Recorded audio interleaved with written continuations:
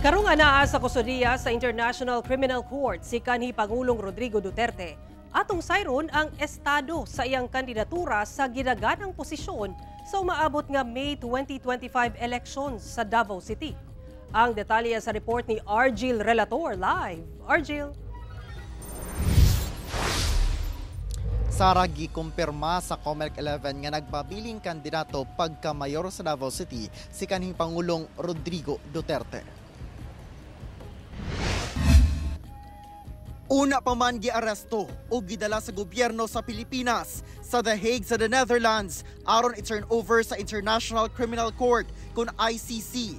Mayoral aspirant sa Davao City si kanhi Pangulong Rodrigo Duterte.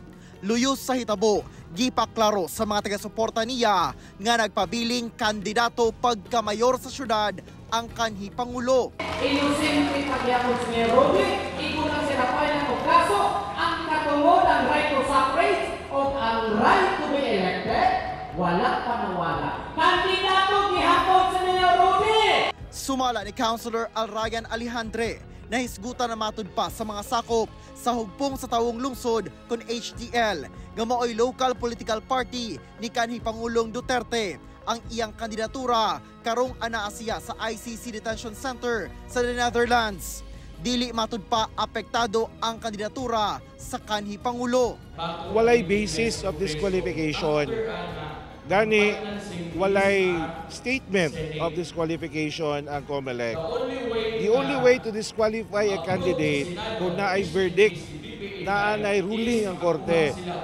So, as of now, wala pa may final verdict, no? Still innocent pa si PRRD. So, hindi kaya nato mutuoan ng fake news and we hope na dili yun i-disqualify. Kaya there's no grounds of i-disqualify si PRRD. Ang maong pagpaklaro, gikumpirma sab sa COMELEC 11. Candidate gyapon siya. Wala may disqualification case against sa iya ha. Wala po siya nag-withdraw. Candidate gyapon siya. Sara sanglit magpabili na ang pangalan ni kanhi Pangulong Rodrigo Duterte sa kandidato pagka-mayor sa syudad sa balota ato sa eleksyon. Mamahimog gyapon siya nga iboto ug sumala sa COMELEC ug galing madaog siya, mamahimog gyapon siya nga iproklama. Sara. Okay, dagang salamat Argil Relator.